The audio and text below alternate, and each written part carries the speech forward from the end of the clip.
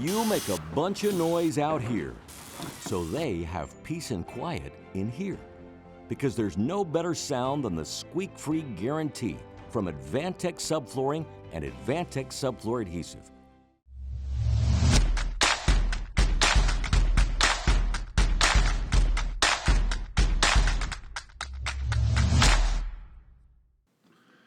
Hello, UnBuildIt Podcast. Steve Basic live from the UnBuildIt Podcast studio. And today you are definitely in for a treat because we're all fired up because we're talking heat sources today. Got my good friend Jake, good friend Pete. Let's have at it. So, heat sources, guys. There's a whole bunch of them. Times seem to be changing. As an architect, I know that location probably decides some of this for me. Mm-hmm. I mean, I'm not spending a bunch of money on heat if I live in Miami. You're probably not spending a bunch of heat in Miami, but I was more targeting some places I have access to natural gas, some places I don't. Some places I can get propane, some places I can't. So those are all kind of parameters that fall into that. But the first one I want to talk about that I didn't even know if it was on our list is the one that Mother Nature gives us, right? The sun, which is available everywhere. And in Miami, of course. A lot of the time. And then the interesting thing about the sun is that we can use it in its raw form, and we can have that raw form then transferred into some type of heating source, meaning electricity, right, via PV. So you really have, kind of this duo when you're dealing with Mother Nature.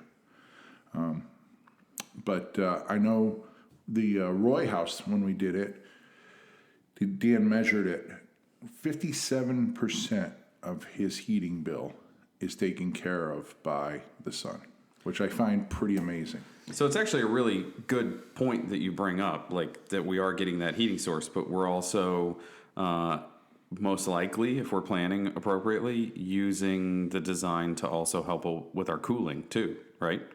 Well, yeah, I think the design helps with our cooling and our heating. Yeah, if we do it right. It's a little bit of a challenge, but you have to understand, are you in a heat-dominated climate or a cooling-dominated climate? And then you kind of tilt your scale in favor of where you are. So knowing where you are is pretty important.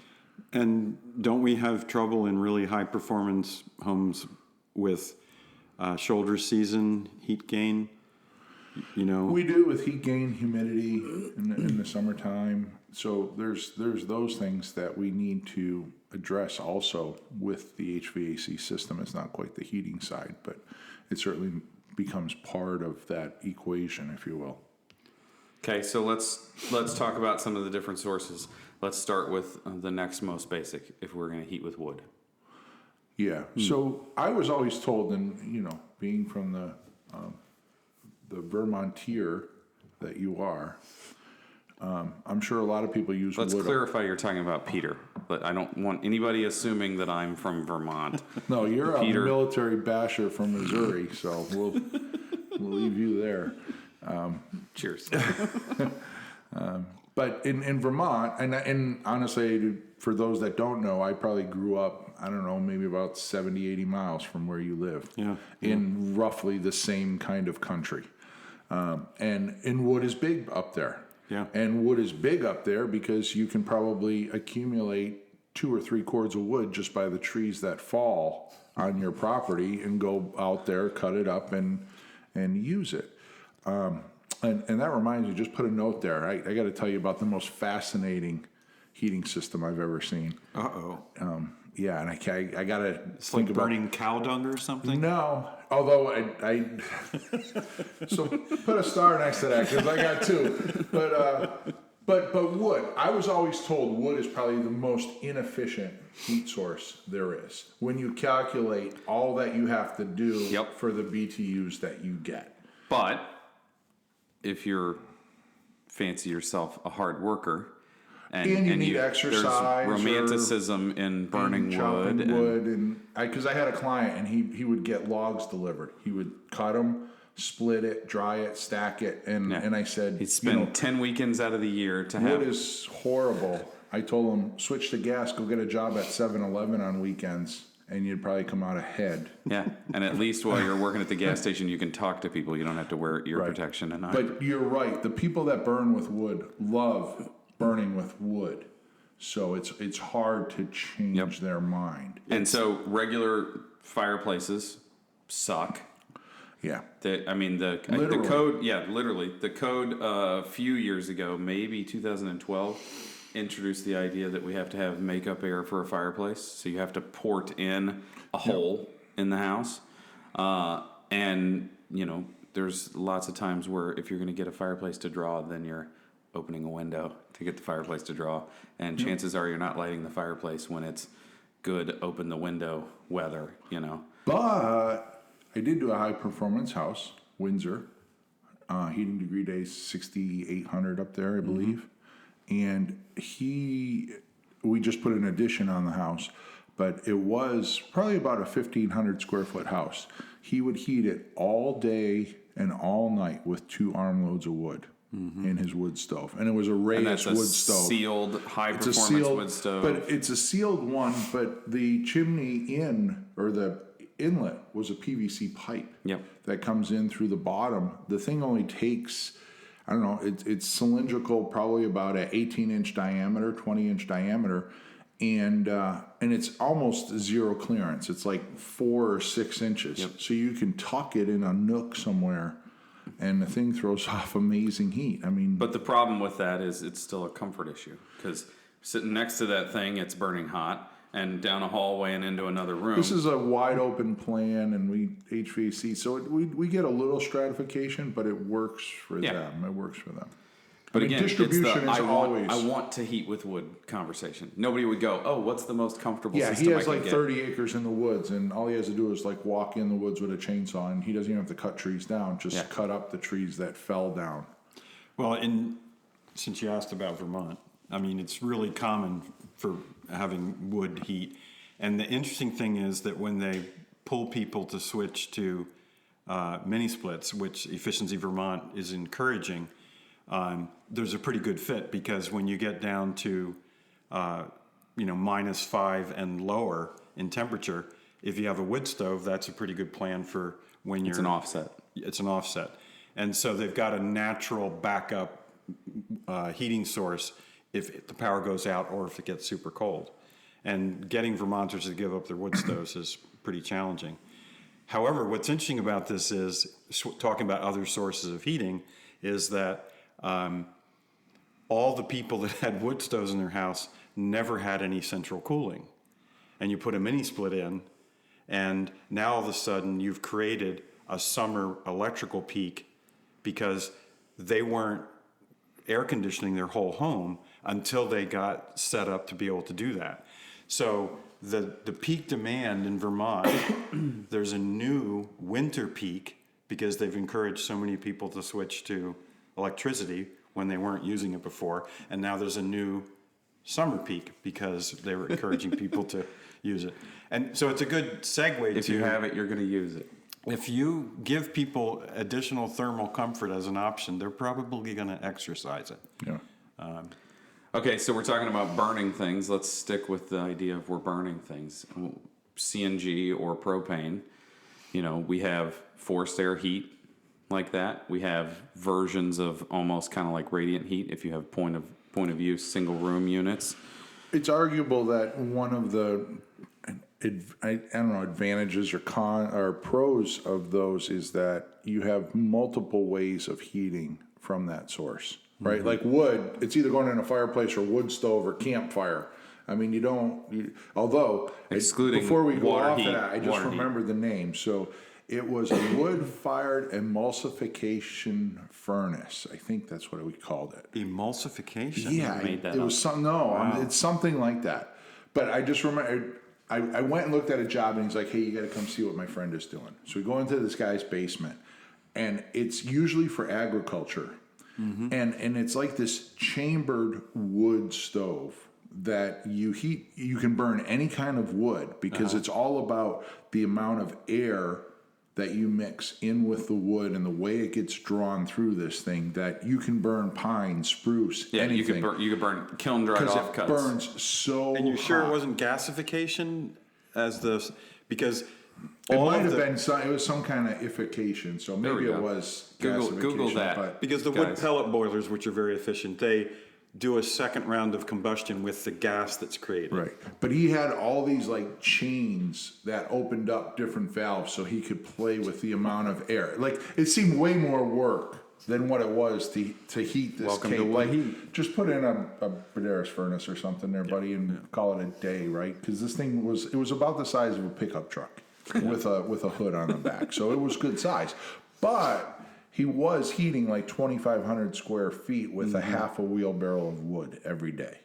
So Was it a boiler? So it was hydronic? yeah, and he heat heated distribution? he heated the water for the system, but he also heated his hot water. He Right. had a couple hot water storage tanks. But anyways, So let's sidetrack real quick into that idea of like your furnace also, like your boiler is your hot water and it's your hydronic heat. I know that's way more common where you guys are from. Yeah. You My know, house, the I boiler have thing that. is not popular here. We only run into it every once in a while. I have a hard time with that. Like I have a hard time with, we don't have hot water and we don't have heat now. Like Yeah, my if something, boiler I goes hate down, we to lose combine hot things water. and we lose multiple things. Yep. I realize, if your furnace goes out, you have a problem. Your water heater goes out, you have a problem. but the boiler is far more efficient than the hot water heater. It is. So And so what's the alternative if you're all electric and the Tent. grid You goes live in a down? tent. Oh, you live in a tent. Okay. So that has no I wish heating my system. wife would live in a tent. We would probably live in a tent. So were you there when Mike Lodge worked at Building Science Corporation? No, I don't remember Mike Lodge. Okay. So he was a gentleman who worked at Building Science Corporation with us. He lived in a teepee. And when you sit there and say, "What teepee? What did you build this thing?" There, you can Google it. You can buy professionally made teepees. And he lived in, he 40 acres. He would take his jugs of water home every day from Building Science Corporation. I did June to February when I was 14. I worked at a summer camp over the summer, and I came home and the house was freezing because I'd spent the whole summer outside. And I said, I'm going to sleep in a tent. And my parents said, okay. And I think that they were like, oh, he'll be won't in once last it gets cold. And then in February, when I was tracking snow in the middle of the night to go to the bathroom, my mom was like, it's time to put the tent away. So there was just a really cool presentation that Candace Pearson did for the class I'm teaching this fall. And it was really interesting to look at the carbon profile of going all electric, depending upon what the grid was using to create the power. Where you live and who's generating your electricity. And a lot of the problem is that if you're doing any type of renewable energy, wind or solar, the generation during the time of day doesn't cover peaks, and so you may feel like you're net zero annually, but day to day, if the power being delivered is peaking at a different time than demand is peaking, you're still turning on really nasty power plants to coal plant cover or the something. peak. So it's really interesting to look at how we think of net zero annualized, like, hey, I'm covered, but in terms of power generation, it's all about daily cycles. We can feel really good. The podcast studio here is powered either by wood chips or nuke power.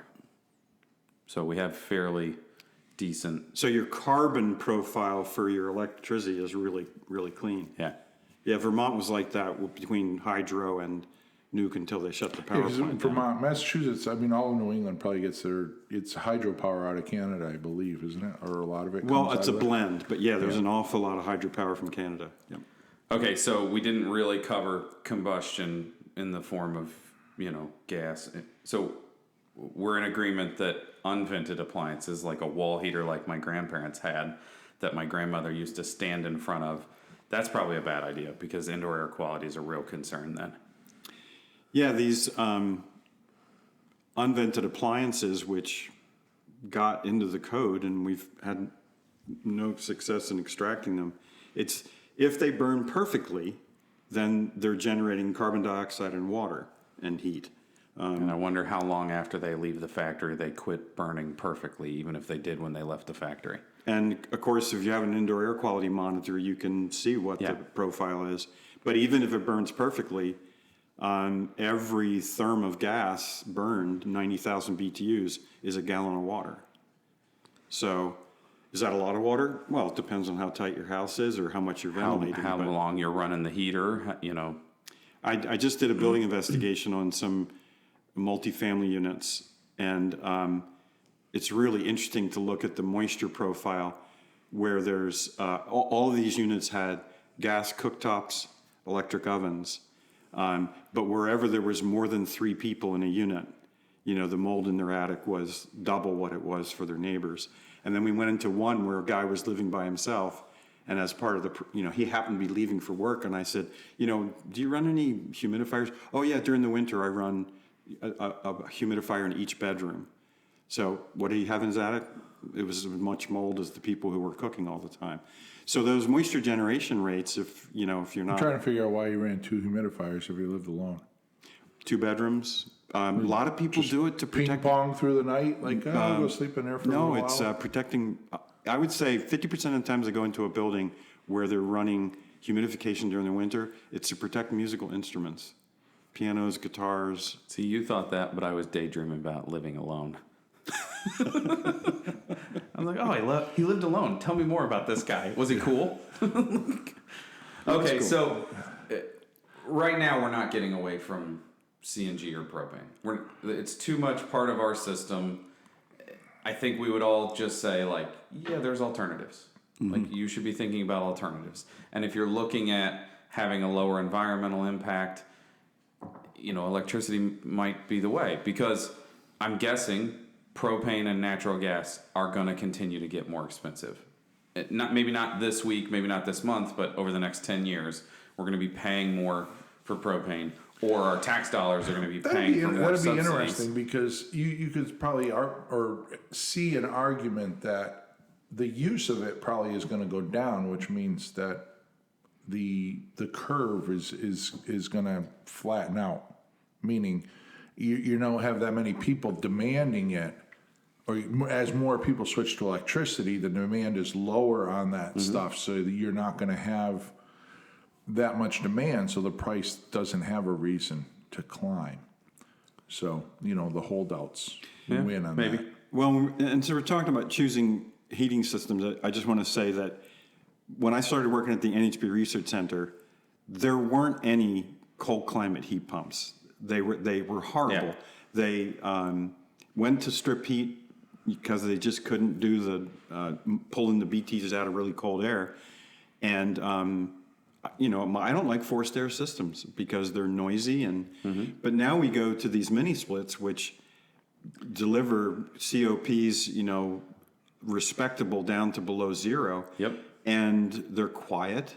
There's none of the cold blow. Yeah. So we have one running in the studio right now, and you probably can't hear it in the background. We now have cold climate heat pumps that are quiet. They're clean. And we have a house that can take up some of the lag time, right? That we didn't have before either. Yeah, we're not losing heat at the same the extreme houses rate. Aren't glowing. But to me, it's completely changed the choices, because a lot of the concerns that people had with heat pumps, they're way more efficient and they're way more reliable than they have been in the past. So we run a Fujitsu heat pump at my personal house, and last winter in February we had 3 days that were negative 10 in a row, and we lost 1 degree. The house was starting to go, okay, are we going to have a hard time keeping up? Mike Duclos has a house out in Western Mass. They lost power for 5 days, and I think they lost 12 degrees in total. But we could have easily plugged in an electric heater. Yeah, to supplement it, a little ceramic big toaster heater or something. And got it back up. Blow dry your hair a little longer in the morning. Well, you don't have any hair, but your wife. I blow dried the part in the back, though. There you go. So, alternative systems other than solar, the other half of my equation there. I had a gentleman. We never built the project, but our plan was he had a whole bunch of horses and farm animals. to encapsulate the manure and strip the methane off of it and burn it and pipe it, burn it in an outbuilding and then pipe the hot water to the building, which we didn't get very far on it, but the view from 10,000 miles up was pretty cool anyway. There's a program in Vermont called, of course, Cow Power, because we've got all these dairy farms, and there's been a number of projects where they capture all that waste, they gasify it to create the methane, and less pollution. It's not hard to capture. I grew up working on a dairy farm, so it's not hard to capture. You can conveyor. Took a lot of it home in your clothes every day. Well, you just say it all gets conveyed out to a trailer if you want it to, right? And you spread it out. And there's a lot of power in that poop. So let's go back to electric for a minute. So my personal house and a lot of the houses that we're building now, even though we have CNG or propane, or we can get propane delivered, we're pushing for combustion free. Mm-hmm. Number one, for that air quality concern. But number two, I think that the house can be more efficient that way. We have heat pump technology. We're using heat pump technology at the Hilltop house, at my house, at the Prairie house. All of those have heat pump water heaters. And then we have heat pumps for our heating and cooling. And then we have induction cooktops. And that's like I've had multiple conversations with people who are like, that's fine, we can go to heat pump, but we're not giving up our gas stove. So you have forced air for space conditioning. Mm-hmm. What about for hot water, domestic hot water? So all three of those is a heat pump. Running off. So we have a Sandon at my house, which is the outdoor air source heat pump. The other two houses have indoor. And the Sandon is the one where carbon dioxide is the refrigerant. Yep. Right. Yep. And that's because I think that there was, and they claim like 500% efficiency. I'm sure that's them playing a little bit of numbers games there, but yeah, but those are really high compression, I believe, and that's a technology that we just didn't have. Yeah. So switching to the CO2 as the refrigerant means that not only is your electric profile great, but your embodied impact is reduced because of that use of the CO2. GWP numbers zero. The beauty of electric too is to circle back to where we started. You get to use Mother Nature to supplement it at some point, right? Like you build a house, you live in it for a little while, you understand how much power you're using, and then you work in a set of PV panels, on-site renewables, and you take care of that number even further. Yep. So we take that $150 a month electric bill that operates everything at my house, and we delete it with minimal cost. Yeah. And depending on, I know, there's probably listeners out there that say, yeah, solar just doesn't make sense where we live, which, when I talk to like Will King down in Alabama, they're paying like 9 cents a kilowatt hour or something. We're crazy 11. It's pretty darn number, cheap. But where we are and doing a project on the Cape or like Martha's Vineyard is probably like 24 or 25 cents, and the Cape was 21 or 22 cents. We did Dan Roy's house, and he paid for his whole system in, I think it was right around 4 years. Yeah. And after that, for the next 16, because he's on this 20-year SREC program, he will have made over like $25,000 in the program. And understand that's making that money on top of paying for the system, living, never having an energy bill. He supplements his sister-in-law's electric bill because she's on the same grid and you can defer some. And he drives 2 cars on his house. Yeah. I tell people he's got the best retirement plan in America. Yeah, not spend any money. He drives around and lives at his house virtually for free. So we drifted a little bit away from heating systems. But yeah, if you can make the building really efficient and get the way that heat is created down low, you can do an easier offset with the PV system. But I think that the one point you just made, though, getting the building loads down low is really important. I mean, Dan, again, I cite his house only because he knows every number and he's given it to me. Right? 2,600 feet, 2,600 square feet. I think his heating load was like 4,500 or something. It was like half 4,500 BTUs for a KBTU. Is it? Is it? No, 4.5. I always get screwed up with that. So Well, it's a question of what the peak, what's the peak heating load that he has to meet with BTUs per hour. right, it was half the size of the smallest mini split at the time we built this building, and so we can build a building. My point is, we can build buildings very, very well, far beyond what we need them to be. Actually, if we chose to, and so getting the right house and then applying it helps with those choices, because it also helps with the sizing of those systems. What's kind of interesting too is we talked about heating in Miami. The peak demand for electricity in Miami is not the summer. It's the winter. Because, They're a bunch of wimps. well, what happens is if it gets cold, what type of heat do they probably have? all It's all strip ceramic heat. Yeah. Yeah. So when it gets to 32 degrees, everybody is turning on a toaster oven to heat their house. So the peak demand is that horrible day in winter. The other thing that's interesting is that the peak demand for electricity in like Quebec is the summer. Because nobody heats with exactly the electricity, but they all run air conditioners. So That's funny. and utilities have to plan for the peaks. So it may be you say, yeah, but that's crazy. It's only one day. Well, utilities have to plan for the peaks, and so getting the grid clean is not just about what happens on average. It's like designing a commercial building. You plan the elevators for the 7 to 9 o'clock crowd, Yeah. right? Because that's when everybody's coming to work, and you have to plan and solve for I that. remember the first time I went into the World Trade Centers. It's like and looking at those half the elevator floor shafts. plan is like elevators. Exactly. It's a huge vertical building, and you walk in, and the elevator shaft is like 50% of the floor area. Yeah. Yeah. But that's, So are we in agreement that choosing your heating system comes after building a really good house, and then that dictates a lot of your decisions? And then what are your guys' thoughts on my let's just be combustion free? yeah, I agree with that. I mean, I strive to get every client to move away and do all electric, which is what we do most of the time.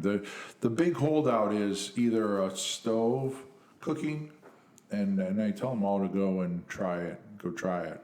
And we have a hot Induction. plate that we pass out to clients that's an induction hot plate. And I go, if you really don't believe me, put this next to your Yeah, it's funny. gas stove and time it. The people that do move into induction, they're thrilled when they actually. They're like get people that do ICF houses, like they just fully believe in it. Full disclosure, we were selecting our heating system in 2001, perhaps. We had a forced air system, and I thought, okay, I'm going to get the best, most reliable, highest efficiency fuel oil boiler I can get. Please tell me this comes down to cost in the end. You were like, oh, that's too expensive. I didn't feel comfortable with propane, and neither did my wife, and so we chose a fuel oil boiler, and the bloody thing is like indestructible. So, and I think a lot of people are in this It's here. position. It's like It's here to stay. we can't switch, or we haven't switched because the boiler is like a really good one. I can't tell So you we how got many locked houses in. I go in, like for remodeling jobs in New England, and you look at the boiler, and it's like, when was this thing installed? 57? I mean, it's. Yeah. We have one that's a few blocks from here that we did a renovation, and the thing said like 1952 on it. Speaking of cool boilers, I remember going into one house out by us to look at. It was a massive boiler, like pickup truck size, again, for this house. It was a fairly large house, but the cool thing was it was auger fed. The coal was fed via an auger from the coal pit. It was a very expensive house in its day. Burning coal. Yeah. And so the coal got dumped into a coal pit over there, but it had an auger, so you didn't have to shovel the coal. The auger fed the boiler, which was pretty cool. But anyway. We just went full gamut there from the most sophisticated CO2 refrigerant heat pump to an auger-driven coal-fired boiler. Last week I was in a house in New England I went to look at. They still have a coal-fired stove in the kitchen that is fully functional and operating. Wow. Yeah. So there's a bunch of these They little. probably don't have an IAQ monitor inside that. Probably not. Yeah, But the they guy probably said shouldn't. that he fires it up every once in a while just because of Yeah. boil water or something, and just to say that. Interesting. That's sort of. Have you ever smelled a coal-fired, I can't stove imagine or something? it's- It's sort of like I love the smell of napalm in the morning type of thing. It is just awful. Look at him citing Apocalypse. What was that movie? Apocalypse Apocalypse Now. Now, yeah. I think Meryl Streep's first movie. There you go. It's also like the only time that I think Robert Duvall ever looked young on camera. Okay, And with that's where we leave it. You want to take us out, Steve? Alrighty. So, you find us here on YouTube. Go hit that subscribe button. Follow along. We're all putting up some supporting videos, some really good information. But the most important thing is tell all your friends you just watched Steve, Jake, and Pete. Until next time. See Have ya. a good day.